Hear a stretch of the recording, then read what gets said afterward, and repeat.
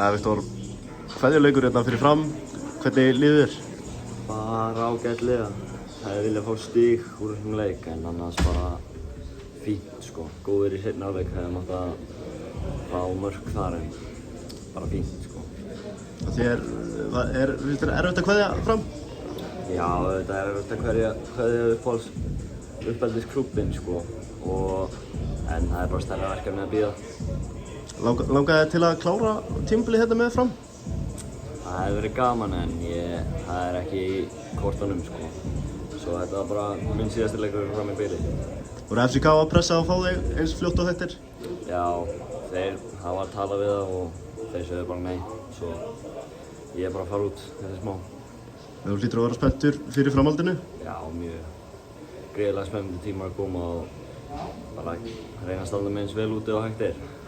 Spenntur fyrir kaupin? Já, það er ekki annað hægt. Þú þarna sjálfur búinn að spila mikið á tímabilinu. Kom ég þér það óvart fyrir tímabil svona hversu mikið og stóru hlutverki þú værir í hérna hjá Fram? Nei og já, mér fannst ég bara að spila nógu vel á undirbúningstímabilinu og komið vel inn í hópinn að